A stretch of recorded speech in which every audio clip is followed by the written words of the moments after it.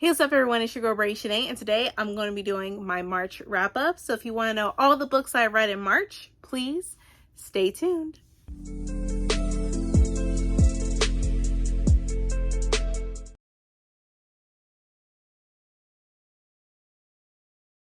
And I am back, and also if you're new to my channel, welcome. If not, welcome back. So like I said before, I'm going to be sharing with you all the books that I've read in March. Now, I felt like March was a fantastic and wonderful reading month for me.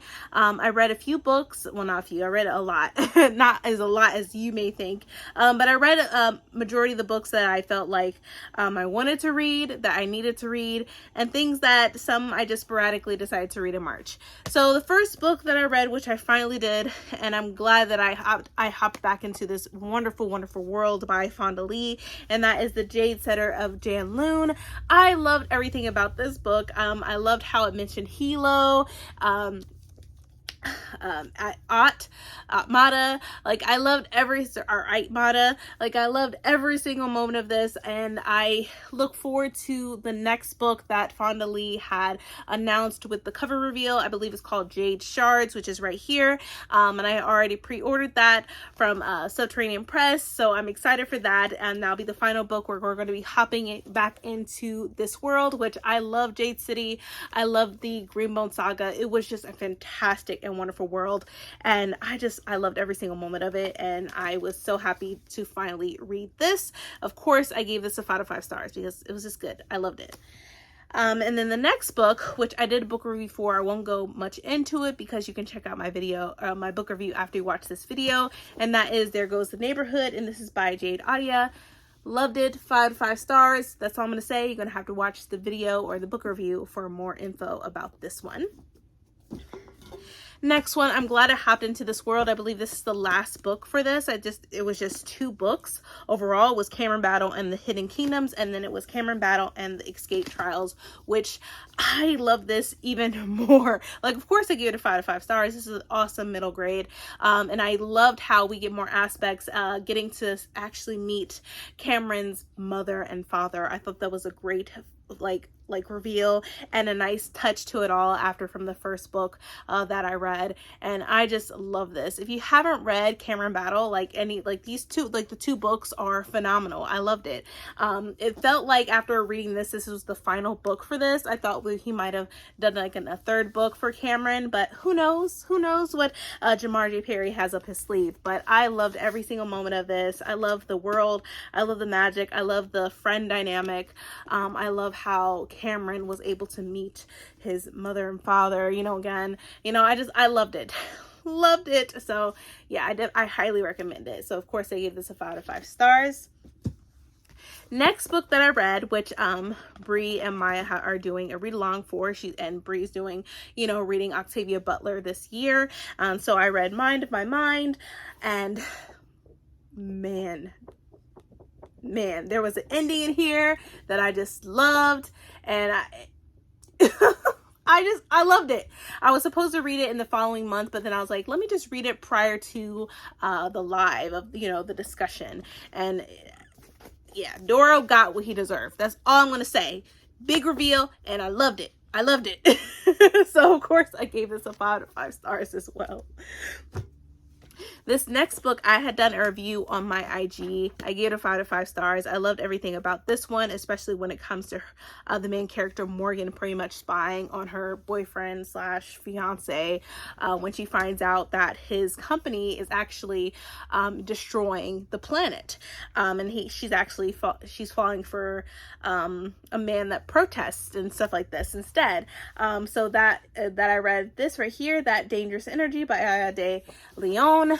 A great book. This is my first book by her. I have her first book that I think that she had written, which I haven't read yet, but I plan on doing so this year.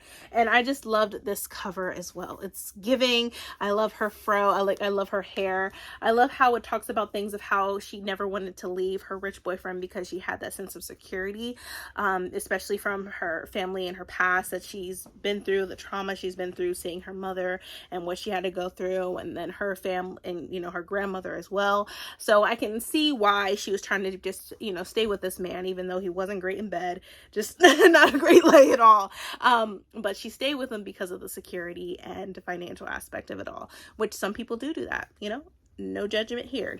But I really love this. And of course I gave this a 5 out of 5 stars. Next book, these two books right here, I did book reviews for. Book reviews for. And I loved every single one of them. Both of them were 5 out of 5 stars for me. I'm not going to go deep in depth because if you are watching this, you got to check out my book reviews because they're more in depth and I think you really will appreciate them. So one of the reviews I did was My Dear Henry, a Jekyll and Hyde remix. This is by Kaylin Bayron, this is her new book. I've read Cinderella's Dead. I read This Poison Heart, and the other book, which I don't think it's on these shelves. It's on my next shelf over there. But I just love her writing and I will always support her like 100%. I love her writing. I will always read all the books by her. The only book I haven't read by Kaylin Bayron is The Vanquishers, which is her middle grade that was released. So I definitely want to read that soon. But yeah, I did a book review about this, a 5 out of 5 stars. Definitely check out that video once you watch this one. The next book is Monarch Rising. This is by Harper Glenn. Their writing is absolutely amazing. I love this aspect of this world of the US, and it's more dystopian, it's more towards the future. I feel like it was really realistic and things that I find that are sort of coming to pass right like now as I'm like filming this, which is very, very scary.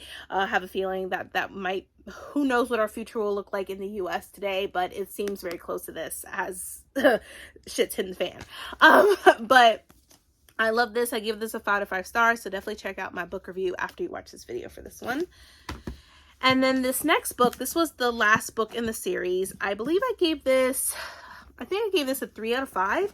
I don't know, like I love the series. I think I just wasn't as thrilled with it.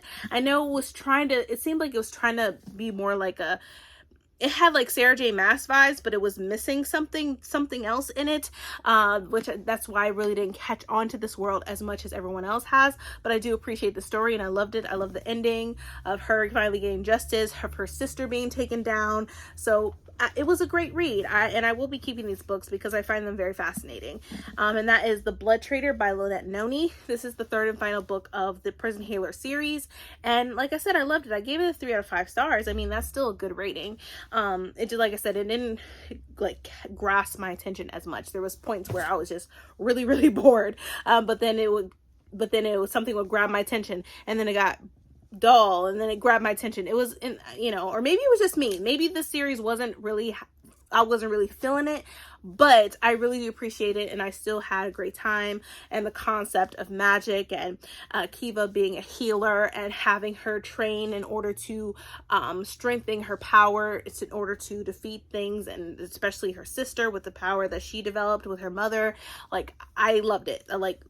I appreciated it. Not loved it, but I appreciated it, which is why I gave it a 3 out of 5 stars, because it wasn't bad. It wasn't bad at all. But yeah, I read this and gave it a 3 out of 5 stars. Next, I gave this, I think I gave it 4 out of 5. I am reading the Witcher series. This is the first book in the series. I'll be reading the second book of it, which I don't remember. The Time of Contempt, I think, is what I'll be reading this month. But I actually love this. I loved having that dynamic with Ciri and Yennefer. I liked everything about it. Like, I know how Ciri was getting on Yennefer's nerves. Like, it was realistic, and I loved it. I'm really excited to see what happens next, especially when Yennefer was helping Ciri with her powers, how to harness it. Like, I just loved it. So I cannot wait to read more. But yeah, I gave this a 4 out of 5 stars for The Witcher, Blood of Elves. Now, I really am enjoying this series. I believe I gave this a 4 out of 5 stars. This is the second book in the series. Yeah, so I read this Assassin's Blade, then I read this, and this is Throne of Glass. So the The Assassin's Blade was a series of novels, but when I looked up it, like, as far as the reading order, they said read Assassin's Blade first, because that takes place before Selena goes into the mines and becomes a, you know, she works in the mines, and before she becomes an assassin for the king or whatever, as the king's champion.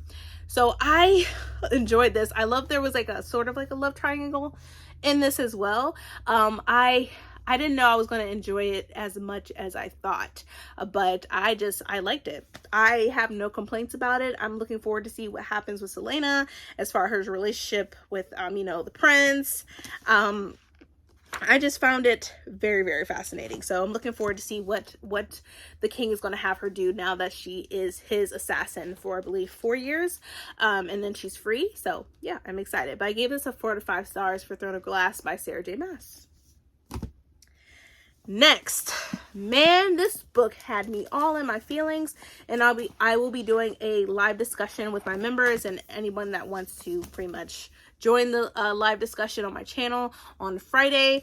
And I tabbed this book up. Like I said, it had me in an emotional roller coaster. Some things were good, some things were bad. Letty, man, I wanted to come for her neck. I wanted to come for her.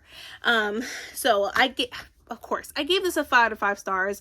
I would love to see people's aspects of it. I know some people gave it a 4 to 5 stars just because of the ending, which I know it ended sort of abruptly, and some of it, like the character and what her actions were after everything had taken place with Robin, and Babel. I questioned her, you know, her actions or whatever, but that will be a discussion that I have on Friday with my members, and that is Babel by R.F. Kuang. I finally read this book, you guys, and now I know why everybody loves it. I know why some people may not enjoyed it. I mean, there's a lot of information at the beginning, but there's a reason for all of that. There's a reason for why we're getting a lot of information about Robin and his background. It like builds up certain things, and I feel like Robin is becoming to have that. He's becoming to be aware of his surroundings, having that awareness, and the people that he's around and who he's with, and who he is affiliated with, and the people that he truly should trust. So yeah, I gave this a 5 to 5 stars. I tabbed it up. I had put in sticky notes in here as well. Like, I was doing my thing in here. Like, I was seriously tabbing things up. One was like, man, I'm really pissed off. She needs to die. Like, I have all that type of sticky notes in here because I thought that was just crucial to have. Like, one says I knew I hated Letty in here, like right there. Like, yeah, so I really am excited about this live discussion. It's going to be a good time. I'm excited. And then last but not least, I had done a live discussion for the preface all the way through chapter 3 for this book. I'm still going to be doing live discussions because I'm doing a slow read for this, which I did a whole announcement for this particular read along, which I'll leave up above. But I did a live discussion for the first section that we read, and that's for the 1619 Project. This is created by Nicole Hannah-Jones, a winner of the Pulitzer Prize in the New York Times Magazine, and this is a new origin story. I don't want to get more into this book because I really feel like you should just join my read along. Like I said, we already done a live discussion about this book, which I'll leave that up above. And it was just a great discussion. This book had me in tears for just the first section. I know I'm going to be probably crying as I read through the remainder, but this was the sections that we read through already. And then we're going to be reading this every single month. I feel like our last live discussion is going to be, let me see, in June, I think in July, June or July. I have the live discussions up already. That way you can always put a notification in so that way you don't miss the live discussions. But it was just, I'm not going to rate this book because, well, like, it's hard hitting, but for all the information that I'm getting, of course, you know, I would give this a 5 to 5 stars. I haven't read all the book yet, but even just with this section alone that I read, of course, this is a 5 out of 5 stars for me. It will always, even when I'm not finished with this book, it's going to be a 5 to 5 stars with me because it's accurate. All research has been done where they make sure that it's accurate. It brought up my attention of certain things within this that it made me think of a certain perspective of how in this book they don't call people, you know, they don't call them slaves, they call them enslaved because they don't want to dehumanize them at all, which when I'm thinking about that perspective, I'm like, that actually makes sense because they are, you know, during that time, they were human beings, regardless of what people thought about them. So I do appreciate how this book brought that to my attention about that, calling them enslaved and not slaves. So I really do like that. It made me think of it, and so many, you know, it made me just think about that. Like, why do we call them slaves? They were enslaved, because they were people. They were not animal. Back, you know, during this time, they were people. Even though there are people on this world, and some people till this day feel like Black people are animals. And that's just so messed up in so many levels. But like I said, like I had to take a lot in. There was some times where I had to put the book down with just the section that we read, because it really was a wake-up call to some things that I just did not know, and things that I did know when just reading it, and like how real it was, and what we're going through still today. Like, it brings up all this stuff about how, you know, Black women are treated, how they were treated then, how they're treated now, how literally we've only been, it was, let's see, I don't want to phrase it in the wrong way, right here, let me get it, sorry. I know, I'm like, what? It says only 50 years we've been legally free. Now, when it said that on this line where it says Black people suffered under slavery for 250 years, we have been legally free for just 50. And like, I wrote it down, I put a sticky note and everything on it, because it gave me that perspective of like, really, it's only been 50 years, and that is not a long time, not at all. So just thinking it from that perspective and putting numbers to it of 50 years, that really broke my heart and just broke me into pieces for how effed up this country is, and how the world is.